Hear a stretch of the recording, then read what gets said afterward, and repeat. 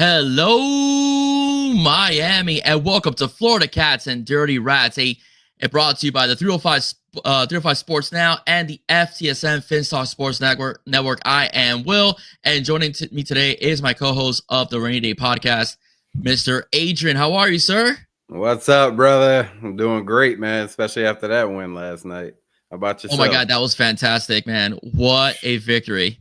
What a victory. And before we got on, first of all, I want to say something to you. Happy Father's Day. Yeah, happy Father's Day to you as well. I appreciate it. Thank you, sir. Happy Father's Day to all the dads out there as well. All right, I'm here, still here, live from Kansas City. Have not left. And I was sharing with you before the show started, man, that I was at a sports pub yesterday, and I was trying to watch the game, and lo and behold, our waitress was from Edmonton. I could not believe it when she told me that and let's just say the trolling was quite fun. Oh yeah, I bet, man. I bet you had a good time as that game progressed. I bet you just kept getting side-eyed over there, huh? Don't spit in my food. Don't spit in my food. No, she asked me. As a matter of fact, I was joking around with her. I'm like, should I get a different waitress? And she's like, maybe. I'm like, no, I'm just kidding. And I told her, no, you trust me, I'm nice, okay, I'm nice and stuff like that. Will be good, okay, so I'll behave. Yeah. I told her, she goes, no, I know. Fans, not those piece of crap fans is doing all that other stuff. Oh my gosh, man, yeah, dude, it's so funny, dude. They fight each other. It's like, it's wild. It's like when they lose it, they fight each other. So it's kind of interesting. But before we start again, big shout out to the city of Kansas City. I went to the Yankees game the other day. You guys saw, some of you that follow me on X saw me in my gear. Let me tell you, if you guys are listening from Kansas City or you're from the city, some of the nicest people, I'll be honest with you, that I have ever met. I was head to toe in Yankees gear with my old T-shirt of Babe Ruth, and they were like telling me, yeah, Ruth, yeah, I love the Babe. They were telling me, hey, if you want to get a good barbecue at the stadium, you got to go to the left field or right field. Those are the best spots, so on. Oh, welcome to our city. Enjoy the game. Have a good time. Let's have a good game. I was like, wow, thank you. Hospitality. Good hospitality. Yeah, it was, man. Right there. Yeah, so big shout out to the city, man. I'm really enjoying my time here. But I will say this, though. The night I was at the Yankees game was the same time that Game 4 was playing. And I was doing, one of these quite a few times. And let's just say you and I didn't end up the happy campers at that game, Adrian. What were your thoughts? I expected more. I mean, you go up 3-0. How could you expect more? But like you were saying, we done talked about this the last couple of days. They went into prevent defense way too early, and it cost them. Granted, we did lose on a fluke goal. I feel like that was a fluke goal right off our skater's foot, man. But it is what it is. You had to lose that game to be Panthers in 6. So got the win last night. That was terrible though. We can't let that happen again, especially in a Stanley Cup final game, man. Cannot give up a 3-0 lead. And I don't think we will ever do that again. I was shocked. I mean, we've given up 3-1, but I mean, literally, it was a new game in the third period, and it was a different team in the second period. So I was just completely shocked that they allowed it to happen. But you could see it kind of coming. Well, we pulled back. They found ways to go through our defense. They were getting closer to the net. They were screening a lot more. So that was something that I think caught our team off guard. And Coach Maurice just didn't adjust to it until, I would say, midpoint third, when he decided to again tighten up on defense, and we started becoming more aggressive on offense. So I do think that's something that did occur throughout the third period, which is why I think we got too little, too late though. Too little, too late. Actually, we get up the fourth goal is when I think defense tightened up and our offense started to become more aggressive even more. We tied the game with like 10 seconds left, 15 seconds left in the game. So that was something we said. But I agree with you. That was a fluke goal. But that happens a lot in hockey. Bounce off defenders. It's an unpredictable game, if you want to be frank about it, which is why we enjoy so much action, unpredictability as well, the physicality as well. But man, what a turnaround Game 5, man. That was that was a team I wanted to see. Yes, definitely, man. And I'm talking about you played Florida Panthers hockey for a full 60 minutes, not taking no time off, and that's what you get right there. Complete domination. I mean, they thought Pickett was gonna, save their season, and He did not. Florida Panthers, they just got back to their game and played it consistently throughout that game for 60 minutes. That is going to be the result every single time if we play like that. Every single time. Yeah, because aggression and on both sides of the puck, on both sides of the ice is what you need. Yeah. And you had, I mean, like I told you, and I said in a short, Picker's a backup for a reason. Okay, he should not be stonewalling you. Stuart Skinner is the goalie that got Edmonton. I mean, yeah, Pickard had some games. He was 6-0 in the postseason, but you know, Stuart Skinner was the guy that got you to the Stanley Cup Finals. You know, so there's a reason why he was starting throughout the series, and they showed, you know, they showed Knobloch and they showed all of Edmonton that Pickard was just another guy. You know, it's just a jack. You know, so that's pretty much what occurred in that game. You know, they were aggressive, they were relentless, they chopping up on rebounds. If you want to get technical, it should have been worse because we mishandled a couple open passes, and so it could have been 7 on them as well. Exactly. Oh man, imagine that. Oh yeah, they wouldn't even. Chucky had a really good pass. I think it was Verhaeghe that missed it. I forgot who it was. I don't know if you remember who the player was. It was Verhaeghe, right? It was Verhaeghe. Yeah. Yeah, that he missed it. That was gonna go right through the pipes. You know, right through the pipes. Also, Edmonton didn't defend Skinner as well. I'm sorry, Pickard, as they did in the fourth game when they had a couple guys to put a force field on our guys. So I mean, it was just a stellar game. The aggression again, the forechecking that sets up our offense was there.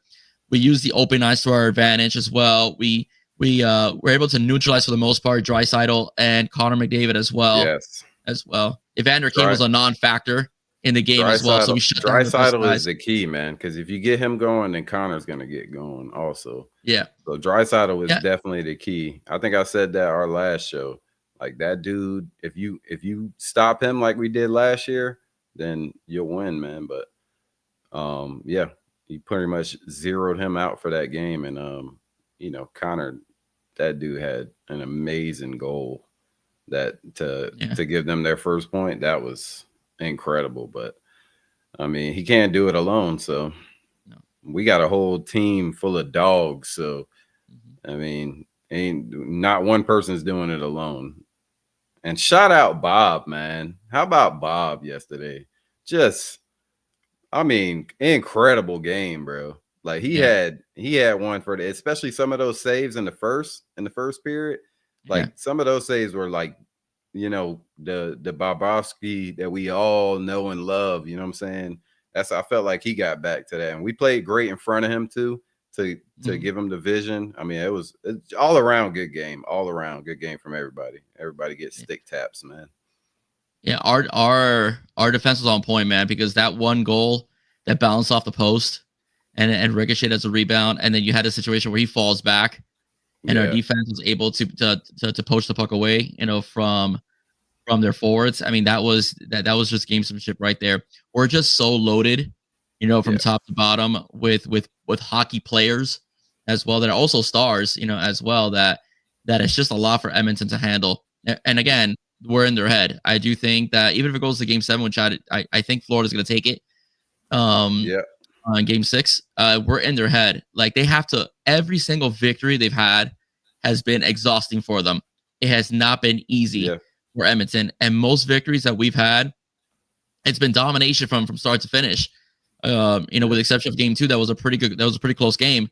You know, but game 3, they got destroyed. You know, we literally turned them into gang members. Seriously. You know, and last night they were completely dominated again. You know, from start to finish. It wasn't even as close, if you get technical, as the score even indicated. It could have been worse for them. You know, as well. Right. So I mean, we are a team that is loaded, and not only that, our forwards, our goal scorers, they also know how to defend and check and finish off their checks as well and set up their teammates. So that is the equivalency of what you want in your team, which is toughness and the ability to score goals when needed. Yeah, and then I would also say shout out to Brad Marchand and Sam Bennett, man, because we would have never won that game without Brad Marchand. But then for Bennett to get another goal, his 15th of the postseason, I mean, this dude, he's got the trophy, you know, written all with his name on it already, man. He's gonna get that the Selkie. That's what it is. No, is it? No, is it the Conn Smythe? Conn Smythe. There you go. He's gonna get that one. He's gonna get that one by far. I mean, you could give it to Marshawn, and I wouldn't be mad either, just because of this run he's had. But I mean, Marshawn, that second goal, incredible, incredible. He looked like Connor McDavid out there, man. Seriously, juking and jiving. Oh, yeah, man. Yeah, 37 years old, bro, but he's still going, man. He's still going, and he's feisty too, man. He doesn't back down from anybody. Oh yeah, he doesn't back down from anybody. He loved the trash talk too. I love. Oh, he definitely does. He definitely does. Florida Panther, man. Perfect. Oh yeah, he fits in perfect with the system, huh? Yeah, perfect for this team right here. Yo, definitely. So you think we take it in 6? Yeah, I always said Panthers in 6. I think we're gonna go home and we're gonna be partying in South Florida on Tuesday night with the trophy in hand. So I think they're gonna play just like they did. Like the fourth one's always the hardest one to win. I get it. Yeah. But we've been there. We know we cannot go back to Edmonton. We cannot go back to Edmonton after this. Like we have to finish them at home in front of our fans. And yeah, man, let's start the celebration, man. Let's get this game done first, and then let's start the celebration. No, I agree with you, and I do think that the Florida Panthers have this one as well. They're gonna be at home. If they just play their game for 60 minutes, like we talked about beforehand, I just think that you can't beat this team. Yeah. You know, they're and the scary part is that we're gonna talk about free agency afterward. The scary part is that this team could go on a run. Like their guys are young. It's a pretty young team. I remember we were talking about Bennett recently and the possibility of maybe having to decide between him and Ekblad. And I personally think if we could keep both, I think we do it. Bennett's actually a year younger than Aaron Ekblad. Ekblad is 29 and Bennett's 28. The rumors I'm hearing, I don't know if you've heard the same thing. That they're going to offer Benny at the end of the season 8 years, 64. Is that what you've been hearing as well?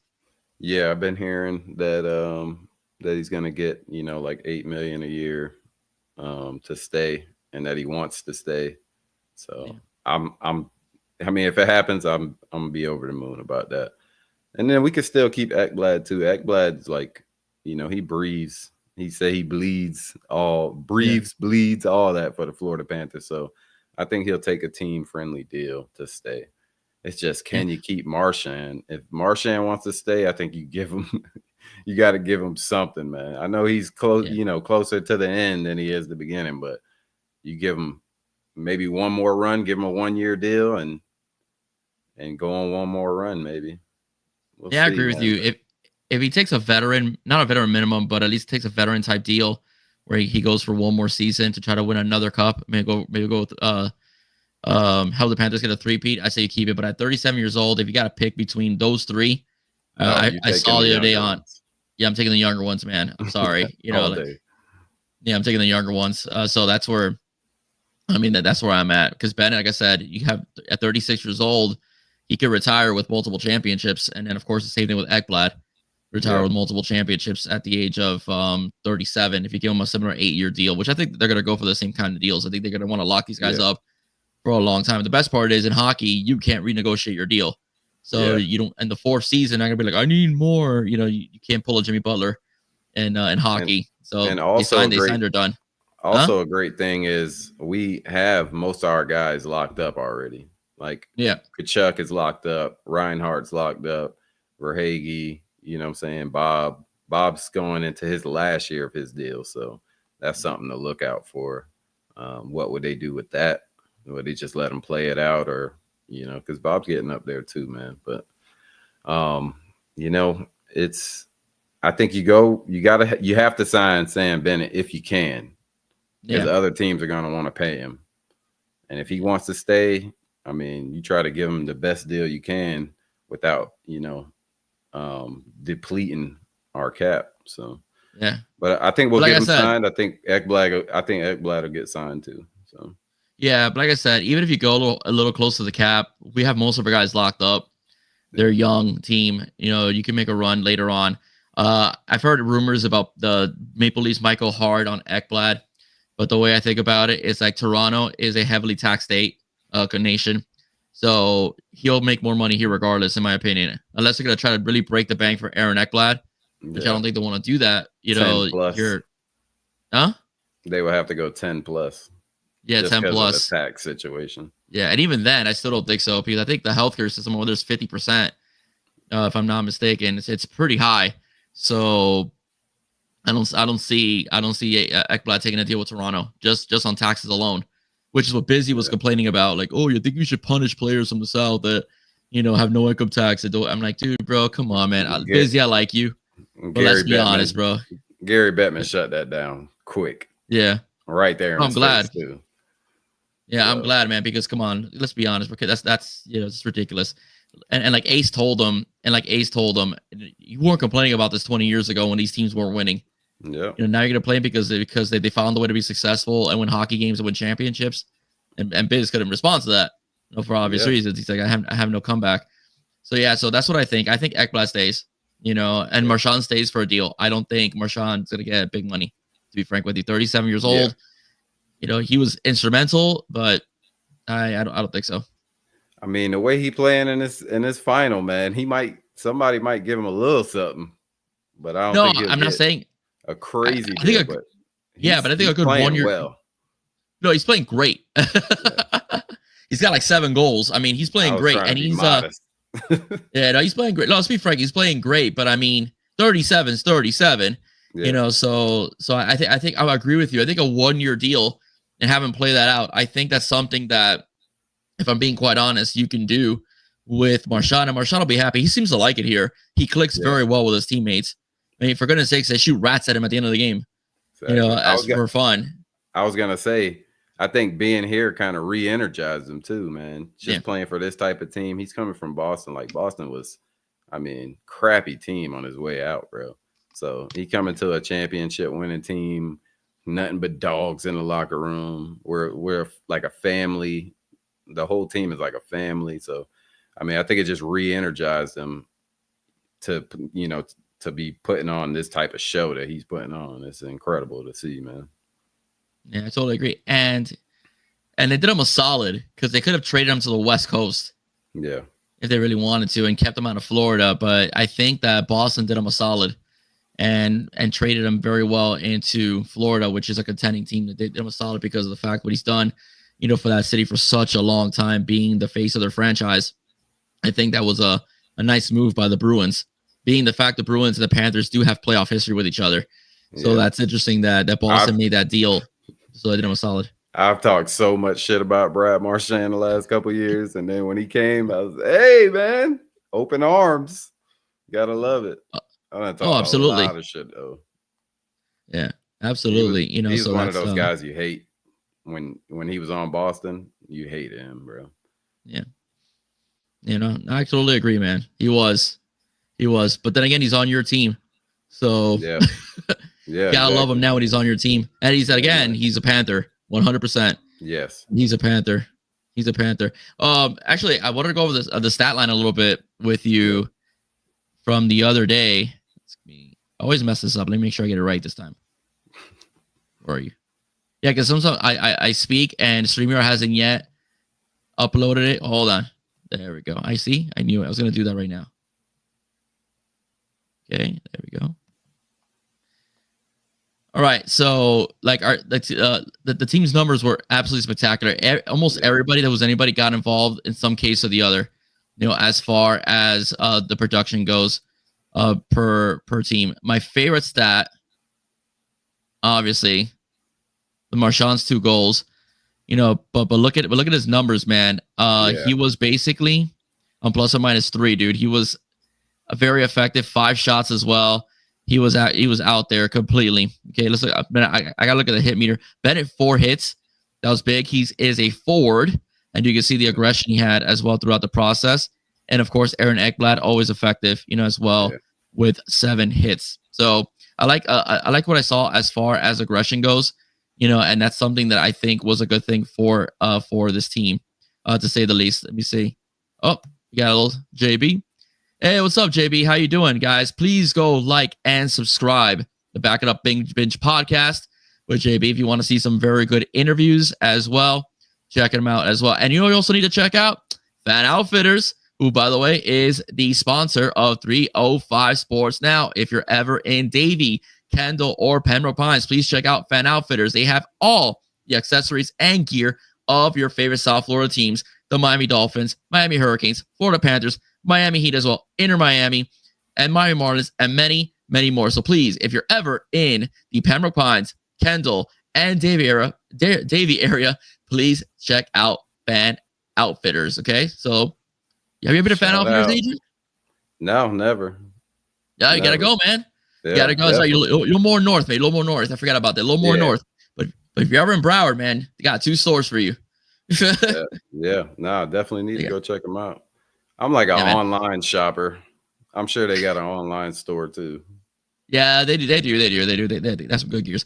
But let me tell you the story. I'm not just talking jive, man. When I went to their Kendall store, because I'm buddies with a guy from Pines, Anthony. Big shout out to Anthony, who's a manager over in Pembroke Pines. But when I went to the store in Kendall, and I remember we were getting fritanga. We were coming from a trip, my wife and I. My wife wanted fritanga, and we were going to the store in Kendall and so on. And I said, I'm gonna go in here until the food's ready. I opened that door, and man, the amount of Panthers gear that I saw, because I remember when they won the cup, I couldn't find a shirt, dude. And it was like it wasn't like they were sold out. They didn't have shirts. Oh man. Yeah. They didn't have shirts. And I'm like, I saw thermoses, coffee thermoses, banners, shirts, jerseys. And then you go on the other side, it's all Canes. And you go on the other side, it's all Dolphins. And you go a little further back, you got FIU, right, as well. They got FIU. Oh, wow. Yeah, man. I'm not kidding you. Not because you're a sponsor.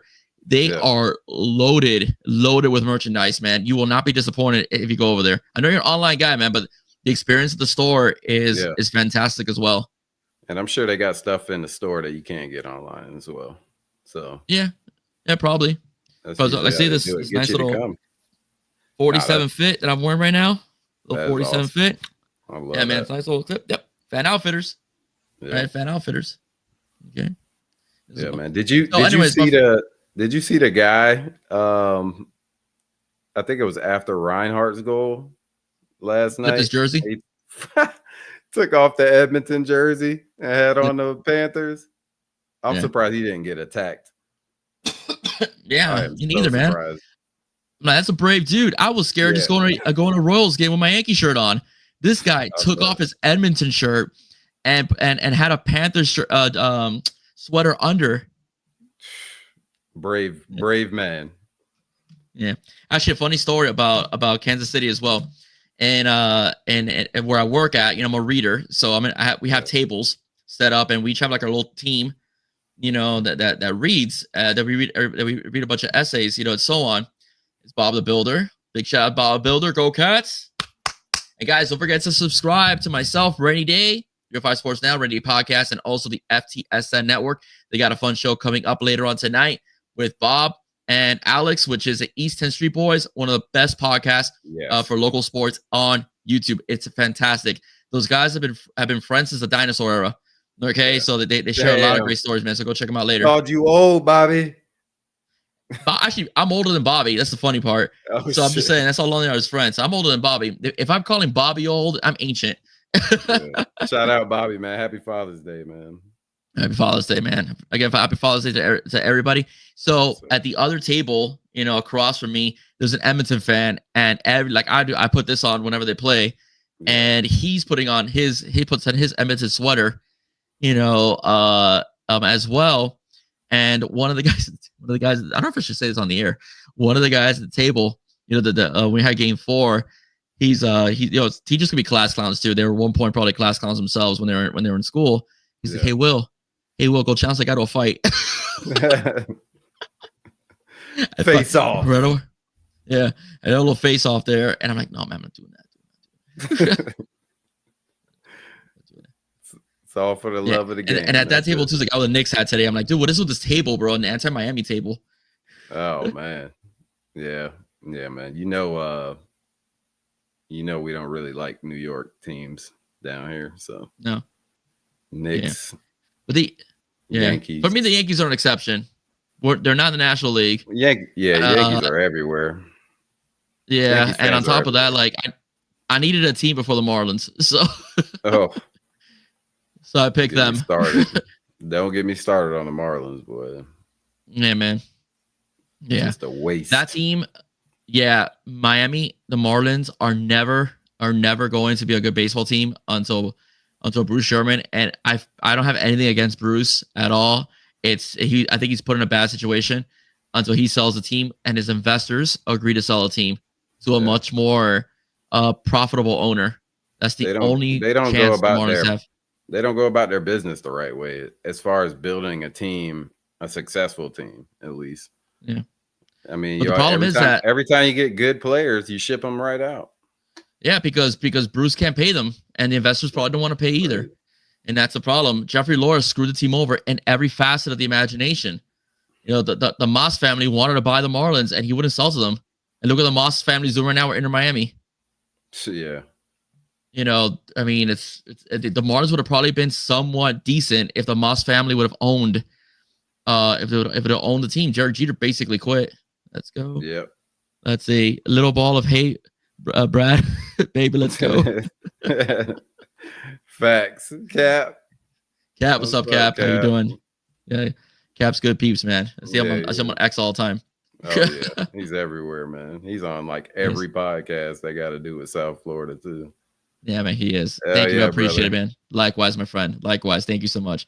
Happy Father's Day once again to all of you. We got about 26 people, all right, on the chat right now. Eyeballs, please comment whatever you guys want to say. Just keep it clean. If you want to end up, if you want to stay on the chat, fine. But if you want to come up here, you gotta keep it clean. All right, it's a family show. Yeah. Family show, man. It's kids. We got kids. Yes, we do. Yeah, man. So again, that's the thing with the Marlins, man. They will never be a solid baseball team until they change ownership, and they have good ownership. That's the only thing I will say about the Marlins. Yeah, I refuse to show them any attention unless it's negative attention. Yeah. Till they get hate. Till they get better, man. It's just wild. Yeah, I had a dude unsubscribe to me 2 years ago because I didn't cover them when they went in the playoffs. I remember you already knew it was gonna happen. Yeah, and he got mad at me, and I'm like, I'm sorry, man. You know, I'm only one person, right? It's like not easy. There's diehard Miami Marlins fans too. Like diehard. No, actually, the ratings for them aren't bad. The television ratings for them aren't bad, and it's always been their thing. Like they've always done well on TV, like as far as ratings go. But they never, people just don't turn out, and I can't blame the fan base. First of all, you've created bitterness because not only are you a bad baseball team, you destroyed the Orange Bowl to build that stadium. And Canes fans alone, Leon Stiercy told me in an interview that he flips the stadium off every single time he drives by there. It's hilarious. All right, so Cap, we went over this right now. I think I can speak for Agent. What's gonna be Sam Bennett? Yeah, Sam Bennett is probably more likely to be the Conn Smythe winner this time around. They're not gonna give it to Connor McDavid like they did last year, so it's definitely not happening. You know, so I'm sure McDavid wasn't very happy to be out there anyway, but so he doesn't have to worry about it this time around because if Game 6 is an indication of where this game is going, all of Edmonton will be back in Edmonton by the evening's end. Okay, so. As well. You see, Cat for Life made some more comments. I will never forgive the Marlins for taking away the Orange Bowl. It was criminal. I tell you, yes, but you know who I blame? Our elected officials that instead of renovating the Orange Bowl like it was originally in the plans, they tore it down. Thank you. So, I was gonna say that they should have just renovated it because it was up there. It was up there in age. Yeah, but it definitely was, and the bathroom didn't smell very good either. No, yeah. Oh man, no, they had some problems in that stadium. Yeah, they did. Cap, I said I wouldn't be mad if Marchand won it, man. I wouldn't be mad if he won it. But Bennett, Cap's picking Marchand. We talking about complete playoffs. Like Bennett's been the best player in the playoffs in the entire playoffs. Period. Like, but he's earning his $8 million a year. Yeah, I wouldn't be mad if Marchand won. I would not. No, and the good thing about it is it's definitely going to be a Panther this time. It's not going to be a participation trophy like it was last year for McDavid. Yeah. Okay. So that's what. Yeah, it was. It's called. Depot, Lone Depot Park. So I forgot the name. I called it Marlin Stadium. It used to be called that. Okay, you're right. It's called Lone Depot Park. No one's ever been to Lone Depot before, but it's Lone Depot. It's called Lone Depot Park. That is absolutely correct. Thanks, Bob. I appreciate you. I appreciate you correcting me. Yeah. I forgot. It's kind of like a lot of people. We still call it Joe Robbie. It tends to slip out a lot because that's the original sometimes. Yeah, that happens. I still call it Joe Robbie at times. I love the fact that Wayne Huizenga said he would never change the name, and the moment pro player wrote him a check, it was gone. He was like, "Yep, get that money." Who would you have banged the drums at home? Ooh, that's a good one. Yeah, it's got to be a former player or someone within the Panthers media or organization. Maybe have Goldie bang the drum, man. I know he got to work that night, but I don't know. It's got to be a player, a former player, right? You go with has Jovelkop done it at Jovanovski? Has he done it? So. I don't think so. You're a good one to have. He was a fan favorite. Yeah, he's a fan favorite. Just don't have any Dolphins players do that because it seemed like we cursed every time the Dolphin players bang the drum. Seemed like we lose in a disappointing loss every time. But that's right, because JT did game 4. Yeah, rough. Let's see. Next Winter Classic we played there. Oh, I didn't know that. Thanks, Bob. Yeah, in January. Yeah, I didn't know that. Thanks, Bob. Appreciate it. Thanks, Bob. Panthers Rangers in January. Okay. Next year. Yeah, awesome. It's gonna be a good one. Yeah, the tickets definitely. For I think it's like they starting at like 300 at the top. Yeah, that surprised me. So not bad.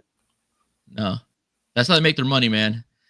Other people showing up at concerts, they don't make their money off. Yeah, exactly. Yeah. There's a woman that I follow on social media because she has a podcast with an old high school friend of mine who works at Univision. I think she works for the Marlins marketing team. Like I said, I don't cover the Marlins, but I thought about asking her to come on to see if she wants to talk about like what strategies are they trying to do to have the fan base somewhat show interest in the team. That's something I've thought about, but like I said, I'd be a hypocrite because I don't cover the team at all. So that's I've thought about it. They already got low ticket prices. They already pretty much giving food away with the prices of the food. It's not much, but I don't know what else they can do. Put a better team out there. How about that? Yeah. Okay. Yeah, man. No, I totally agree with you. Yeah, and again, but we know what has to happen for that to happen. Bruce Sherman has to sincerely sell a team to somebody that can put a winner out there. Again, the Mascarosa family, it'd be nice. They're Miami icons, and it's a family that's basically built the city. If you really want to make it work, you have dual ownership where they own the soccer team and they own the baseball team. And I do think Moss would own would jump at the chance to own the baseball team. And I'm sure that he'll bring somebody back to be president of baseball operations that knows what they're doing. No shade at Derek Jeter. Yeah. I think Jeter had his hands tied throughout his tenure here. But somebody that's a local, like DJ is from New York, more of a local that would show a lot of interest in the team. I think that's something that the Marlins definitely need. Definitely. And just everybody in South Florida, model your organization after the Florida Panthers. They got it all aligned from the owner to the GM to the coach. Everybody's aligned. That's what you got to have if you want to have a successful team. The Heat are pretty much aligned, but they make some questionable decisions. Yeah. Dolphins, not aligned. No, not aligned at all. The Heat are one player away from getting back at least, to championship contention because Bam is a good piece. Tyler's a good piece. I know that what's being reported is that the Heat, but they're reluctant to give up Kel'el Ware, and I kind of get it because Katie's 37, and you want to have a championship run for a while. Let's see. Yeah, the cap. That's exactly what I was saying. What Hamas was looking to buy and Laura wouldn't sell him the team. that snake oil salesman, Jeffrey Loria, in general, he wouldn't sell him the team, and he sold it to Bruce. Who Bruce is, by baseball standards, the sports standards, he's called a poor owner, financially poor owners, and that's why he relies on investors. And you have too many cooks in the kitchen, and that's what's wrong with the Marlins. Definitely. Well, Adrian, I know you're getting ready for work, man. I appreciate you coming on. Yes, so anything you want to plug or promote? No, man, just love, like, share, and follow, man. Rainy Day Pod, at Rainy Day Pod on all socials. So that's where I'll be. I drop stuff every week, so it's all good, man. Yeah, man, just follow. And thanks for having me again, man. And hey, go Cats. Let's go win this cup in Game 6 on Tuesday. Yeah, so let's get it done. Ladies and gentlemen. And as far as I go, I'll probably keep doing shorts, but I'm not gonna have a true episode again until I get back home. All right, this upcoming week. Okay, so just let you guys know. Pretty sure Wolverine was a failure.